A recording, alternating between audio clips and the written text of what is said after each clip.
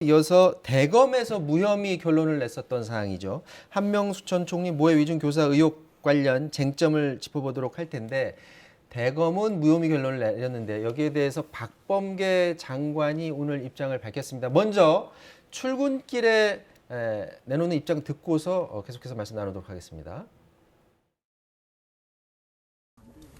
제가 지휘한 내용이 다시 판단해 보라였으니까 거기에 대해서 대검의 보고가 있었습니다. 그래서 오후에 입장을 낼 예정입니다. 최종 판단 전에 어차피 한 번은 거쳐야 될 절차였습니다. 만약에 그러한 지휘를 하지 않았더라면 한번 좀 생각해 보시기 바라고요. 이번 합동감찰은 법무부 감찰관실과 대검감찰부 구성원이 참여하여 진행될 예정이며 사건 처리 과정 전반에서 드러난 다양한 문제점을 면밀히 살펴보게 될 것입니다. 직접 수사 과정에서의 인권 침해적 수사 방식, 재소자들을 동시에 같은 장소에 소환하여 증언 연습을 시킨 것이 아닌가 의심되는 정황, 이문정 대검 연구관에 대한 직무배제 논란, 민원 사건 처리 과정에서 야기된 불합리한 의사결정 논란, 비공개 회의 내용의 특정 언론 유출 등이 있으며 이 모든 논란 전반에 대해 살펴볼 예정입니다. 자, 수사지휘권을 박범계 장관이 발동을 해서 집단지선 발동을 해서 다시 한번 논의를 그렇죠. 해봐라고 돌려보냈는데 예. 또 논의를 했는데 무혐의 결정을 내렸어요. 그랬더니 장관은 그렇다면 이건 합동감찰로 들어간다라고 했는데 먼저 네. 이 모해 위증에 대해서 다시 한번 짚어야 될 것 같아요. 네. 이게 안으로 깊이 들어가면 너무 복잡하니까 한명숙 전 총리 사건은 맞습니다. 빼고 모해 위증만 좀 얘기해 주세요. 맞습니다. 그러니까 한명숙 전 총리 재심 이런 얘기는 복잡한 얘기고요. 네. 다 별건입니다. 네. 이 사건은 재판에 이제 기소를 하고 수사를 하고 기소함에 있어서 검사가 반인권적이고 조작적인 행위를 했느냐 안 했느냐 하는 거예요. 자, 처음에 돈을 줬다고 했던 건설업자가 진술을 검찰에선 돈 줬습니다 했는데 재판정에서는 바꿨죠. 저 돈 준 바 없습니다. 네. 이거 압력에 의해서 거짓 모함을 한 것입니다. 이렇게 얘기를 해버려요. 네. 그러다 보니까 1심은 무죄가 났는데 2심에서 유죄를 받아야 하는 검찰 입장에서는 증인들이 등장을 한 거예요. 2명의 증인이 내가 저 돈 줬다는 건설업자와 한 방에서 수감돼 있었던 재소자인데 네. 방에서 그런 얘기, 돈 줬다, 총리에게 돈 줬다는 얘기를 내가 들은 바가 있다라는 증언을 합니다. 근데 이 2명 중에 1명이 나중에 저는 검사에게 훈련받았습니다. 위증한 것입니다. 1명은 저는 이 보고 들은 대로 얘기했습니다. 네. 지금 갈렸어요. 네. 그런데 조사를 해보니 다른 재소자 3명이 더 나왔는데 검사로부터 불려가서 자, 이러이러한 위증을 하라는 훈련을 받았는데 이 중에 1명은 검사가 걷어냈고 2명은 법정 앞에서 전 도저히 위증 못하겠어요. 해서 포기했다는 거죠. 네. 그러니까 지금 건설업자를 포함해서 6명의 증인 중에 5명은 위증 압박을 받았다는 거고 1명만 위증 안 했다는 거예요. 그러니까 이제 수상한 정황이 벌어졌고 이게 보도가 됩니다. 그래서 여기에 대해서 만약에 검사가 이러한 불법적인 행위를 통해서 유죄를 얻고자 했다면 이것은 뭔가 개혁의 대상인 것이 아니냐, 처벌해야 되는 것 아니냐 해서 2020년 지난해입니다. 5월에 진정이 접수됐고 감찰에 들어갔던 사안이 여기까지 온 겁니다. 자, 그런데 그래서 다시 돌려보내서 대검에서 회의를 하라고 해서 부장단 회의를 합니다. 그런데 14명 중 10명이 기소에 반대를 한 거죠? 10명이 반대를 했고 2명은 기소를 하자는 거고 2명은 기권을 했다라는 거고요. 사실 처음 언론을 통해서 알려질 때만 해도 이 부분에 대해서 어떻게 얘기가 나왔냐면 지금 위증 교사를 당했다라고 한 재소자들의 의견만으로는 믿을 수가 없다. 그 사람들의 말을 믿을 수가 없고 그 외에 그 사람들이 검찰에 출장했다는 기록이 있는 정도로는 증거가 불충분하다라는 거였는데 이거는 사실 대검 연구관들이 처음 이 불기소 의견을 냈을 때랑 똑같은 얘기였거든요. 그래서 네. 왜 이것만 가지고 그러면 이 똑같은 일이 반복이 됐을까라고 생각을 했었는데 오늘 박범계 장관이 이제 법무부의 감찰관을 통해서 발표한 바에 따르면 이건 박범계 장관 측의 입장입니다만 박 장관은 수사지휘권을 행사하면서 전반적으로 얘기를 한 게 아니라 탁 이 부분만 보라고 짚어서 준 부분이 있는데 그걸 안 보고 이전에 대검 연구관들이 보냈던 보고서만 보고 다시 부장회의에서도 검사장도 같은 의견을 냈다라는 겁니다. 네. 그러니까 이번에 수사지휘 행사한 것을 하긴 했는데 형식적으로 부장회의를 하긴 했는데 제대로 받아들인 것 같지 않다는 게 법무부 장관의 입장이에요. 그러면 결국에는 부장회의라는 형식만 빌었다 뿐이지 검찰 스스로 검찰에 어떻게 보면 우혹이 돼서 그냥 면죄부를 저는 절차밖에 안 됐다라는 것이 박범계 장관의 지금 입장을 보입니다. 그러니까 박범계 장관 입장에서 봤을 때는 지금 검찰 조직 자체에 지금 문제가 있다라고 보는 것 같은데, 자, 비공개 회의를 하라고 했는데 그게 금세 또 알려져서 막 기사화됐죠. 이것도 지금 법무부가 또 문제 삼았죠. 그렇죠. 그것도 감찰을 하겠다라는 거고, 이제 한동수 이 감찰 부장이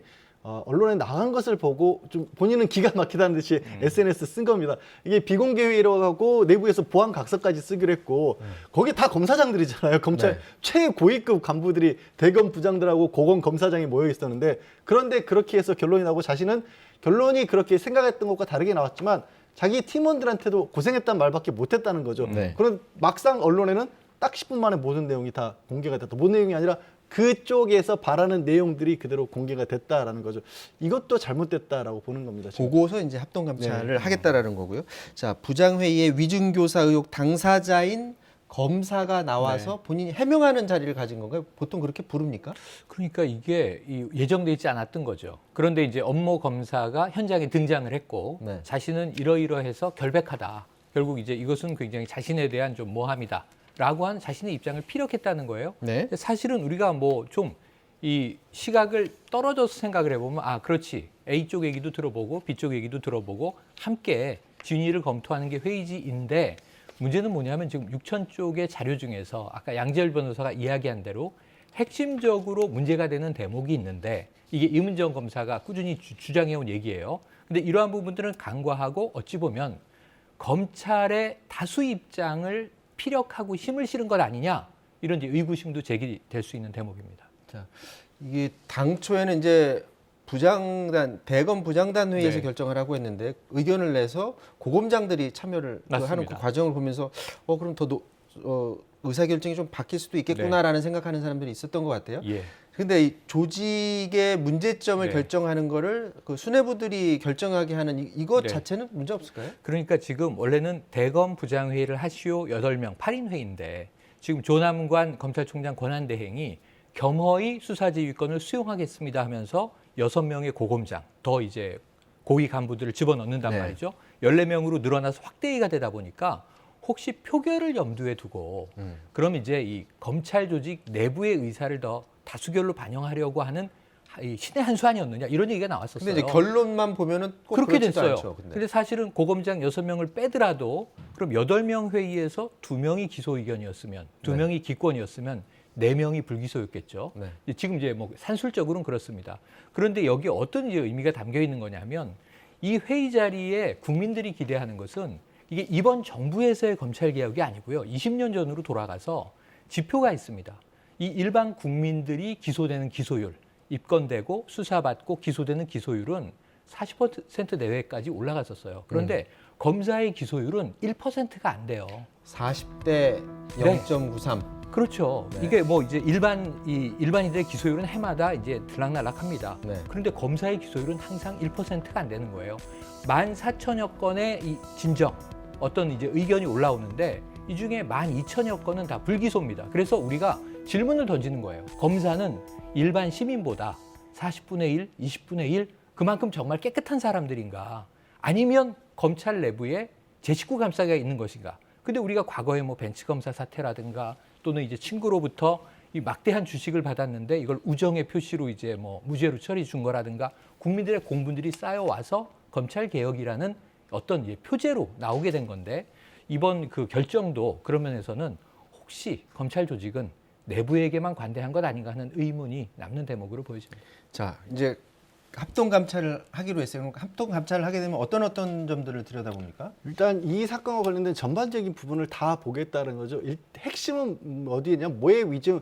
결국 법적으로 법원에 가서 판단을 못 받게 됐으니까 네. 법원에서는 판단을 못 받다 하더라도 검찰 내부 그리고 법무부에서라도 한번 들여다보겠다. 재소자들 불러서 편의 제공하고 회의하고 뭔가 이 사건 관계인에게 그러니까 조작된 어떤 증거를 만들어낸 것은 아닌지에 관한 부분들을 직접적으로 다 들여다보겠다는 거고요. 원래는 이거를 이제 이문정 검사는 법원에 가져가서 재판으로 가져오려 했던 건데 그건 불가능하게 됐기 때문에 그렇게 어떻든 넘어가진 않겠다는 거고, 거기에 더해서 사실 이게 지난 추미애 장관 때 이미 이문정 검사관이 대검 연구관으로 발령이 나면서부터 계속해서 조사를 했는데 수사권도 주어지지 않았고 수사권이 주어지고 기소를 하겠다라고 하니까 갑자기 수사권을 배제시켰다라고 지금 이문정 검사는 주장을 하고 있거든요. 네. 그런 부분도 역시 보겠다라는 거고 거기에 더해서 이번 지금 대검에서 했던 부장회의 같은 경우에는 법무부 장관은 내가 지시한 그러니까 수사 지휘권을 행사한 부분들이 제대로 반영이 안 됐다라고 보고 있는 거거든요. 그럼 그거는 제대로 될 것이냐라는 부분까지 본 것인데 사실 이게 그냥 놓고 봤을 때는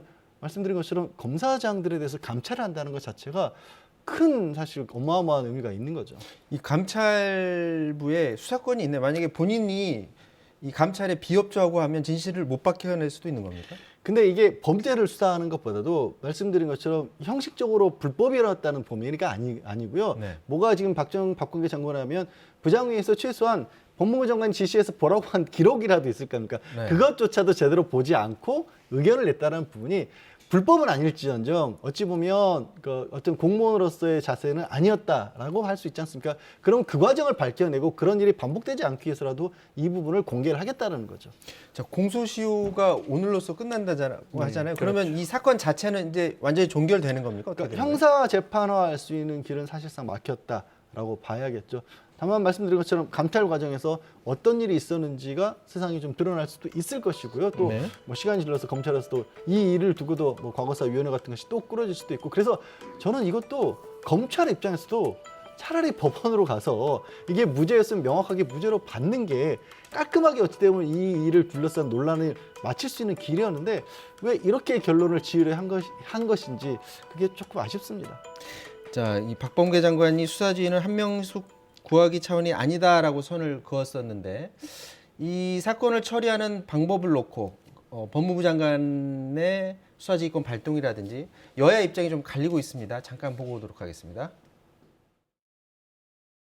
이 문제의 핵심은 검찰이 수사 과정에서 증언을 조작했느냐 안 했느냐 이게 사실 핵심입니다. 이 재소자들을 6개월에 89회 각각 그다음에 12개월 동안에 148회 2, 3일에 한 번씩 계속 부른 겁니다.